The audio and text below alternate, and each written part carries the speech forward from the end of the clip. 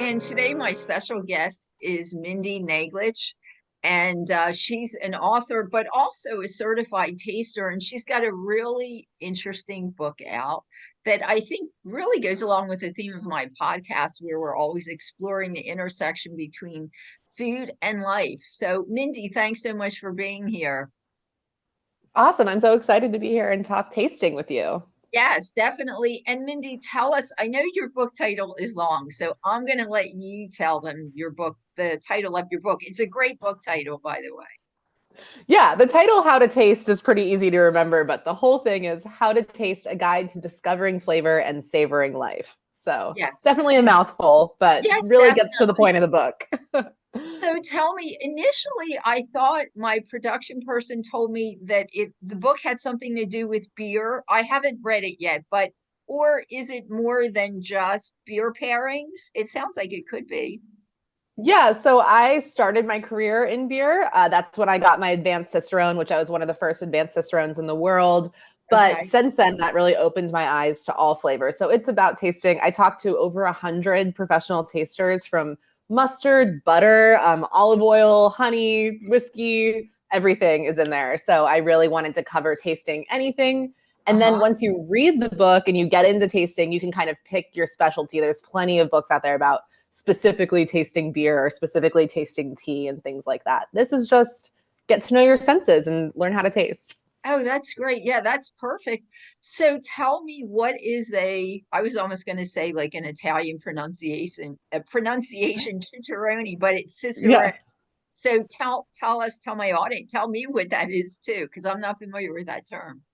The easiest way to explain it is kind of the sommelier of the beer world. So There you to go. get your Cicerone, you start as a certified beer server, then your Uh-huh. Cicerone, then I'm the advanced Cicerone, so the higher level. And we have to specialize in 5 different areas. It's keeping and serving beer, beer Right. styles, tasting beer, which is where we really get to know like all the compounds and chemistry of tasting, Uh-huh. food pairing with beer, and then what is the last one? Oh, brewing, how to actually brew beer and the brewing Wow. process. Wow. So that was one of my questions. Have you, because I know a lot of people, now a lot of stores have home brewing stuff that you can do it yourself. Have you ever tried that? Have you ever tried doing that yourself?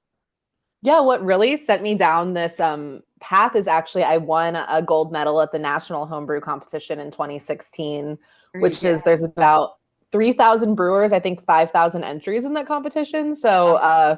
when I first won that and kind of came out of nowhere, it got a lot of attention, and the Cicerone organization reached out to me.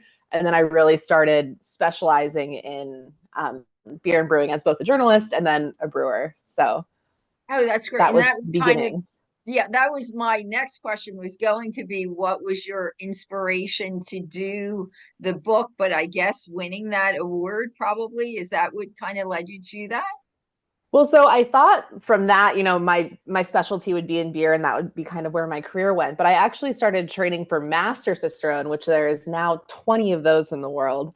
Oh my, And part of that is taking this really intense taster certification where we have to be able to spell specific compounds, for example, a single sulfur compound, and mhm, identify it in a testing zone. So I think we had 37 compounds we were tested on for right, that certification.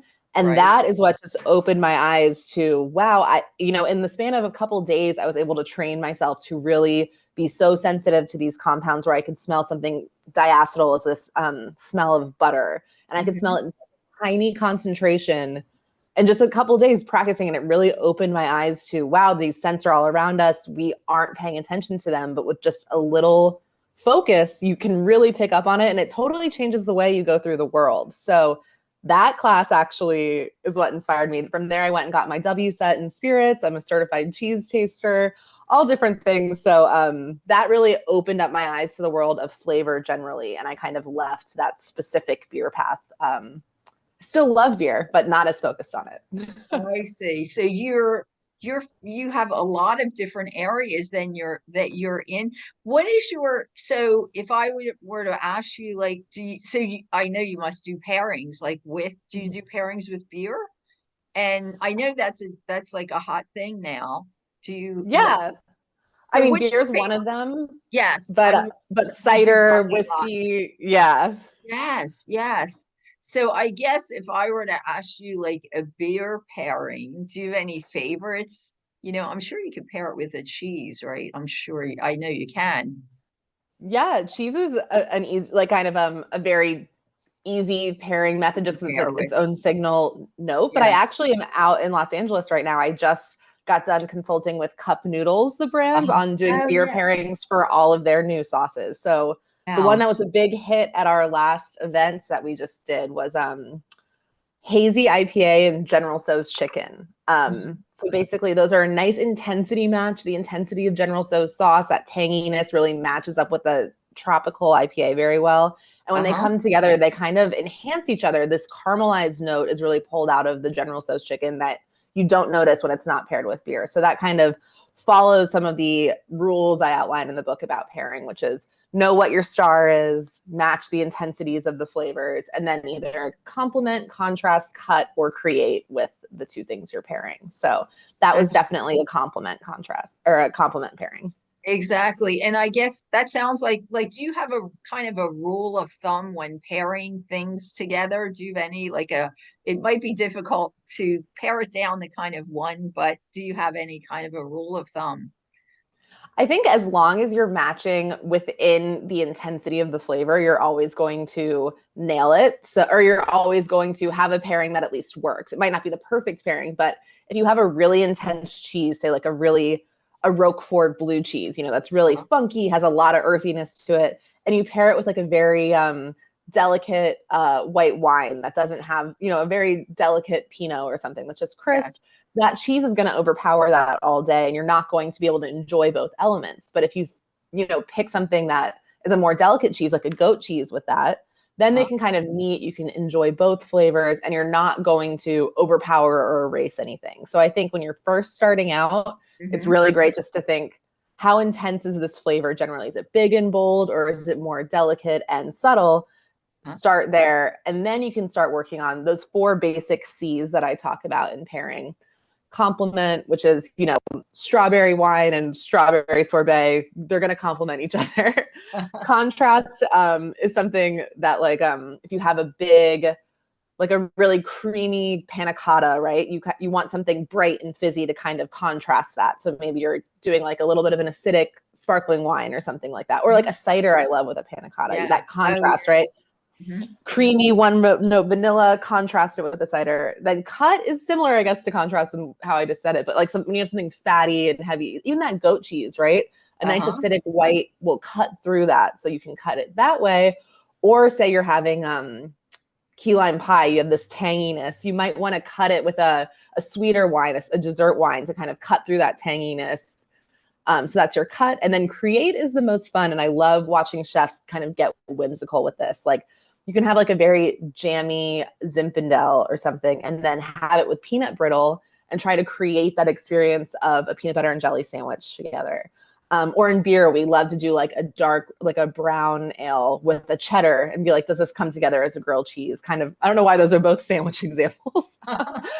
But creating something out of 2 elements that you might not expect, creating a memory or an experience is the 4th one, which is you're getting into some advanced pairing there, I would say. Exactly. I love that. I think people don't realize, I know with wine, I'm more into like wine pairings and things than beer, but a little with beer, but they don't realize that those things like wine and beer kind of, well, you're saying this, but people don't realize I think they were originally, people had them with their meals because they exaggerate the taste and, Mm-hmm. they do something to the taste. They bring out just what you said, so that was one of the original purposes for wine, is to complement whatever in a certain way, either contrast but Mm-hmm. they do something, they exaggerate the taste in one way or the other.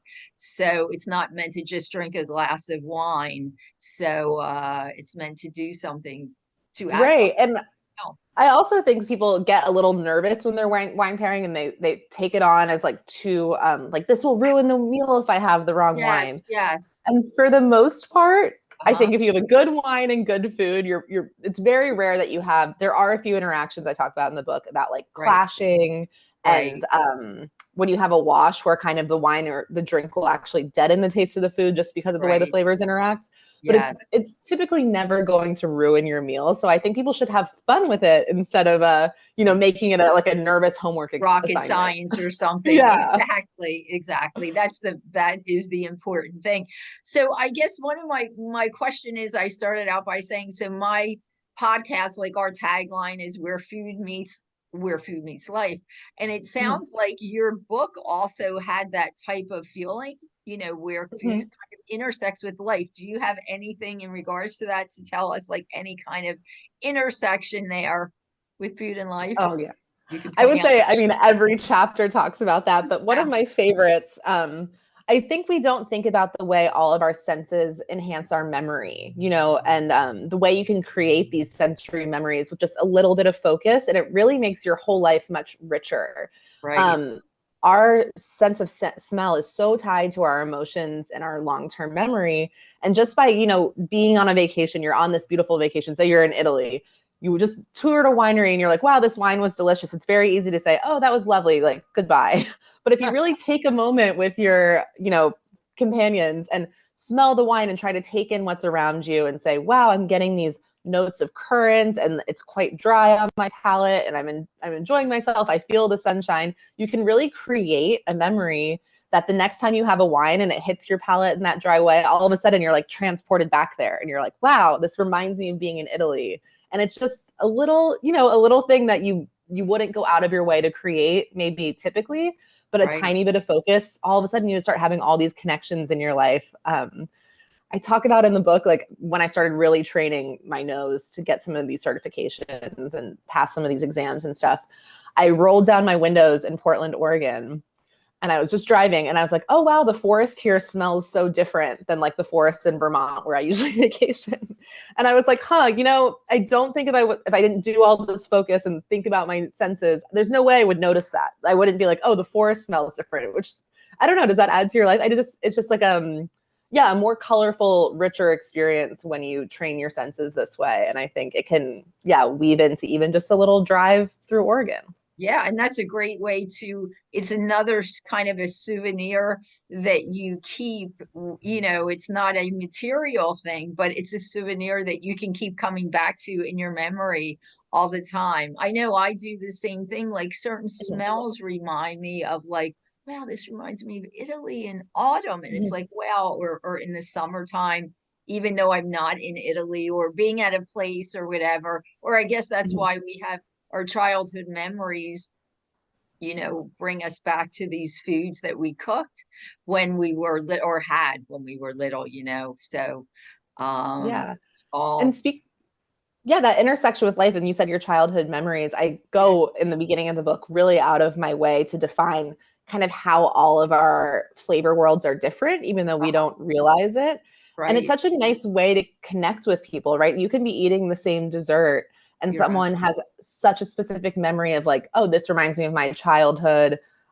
We always made this at Christmas because in my culture, those like Pinzella cookies or, that's like part of my culture. And it can be to someone else a brand new taste.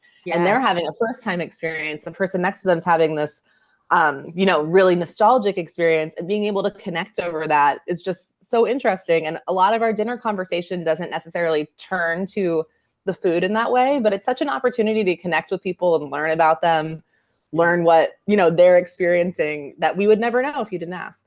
Exactly. It is. And I think that was my one favorite thing about when I got into food, was that I could connect to people that I may not have connected to, because I'm connecting to them about food and taste and memories about certain foods, and all just as you said, it's just another way to be able to connect to people.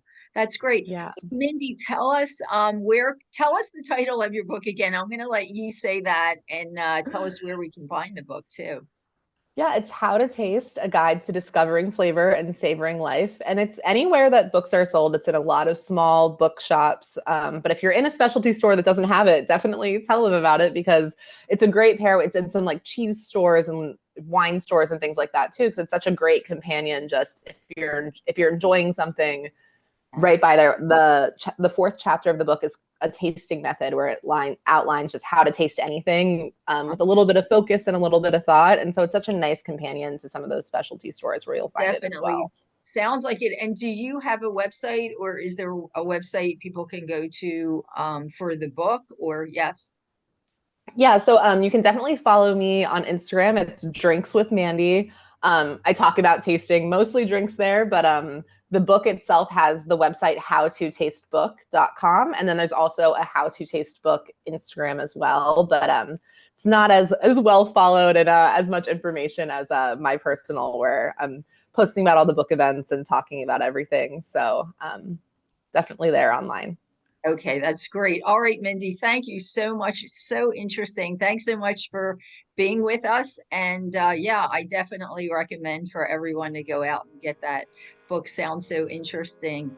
Much success, and hopefully we'll be hearing from you in the future also. If you have another project or whatever, just reach out.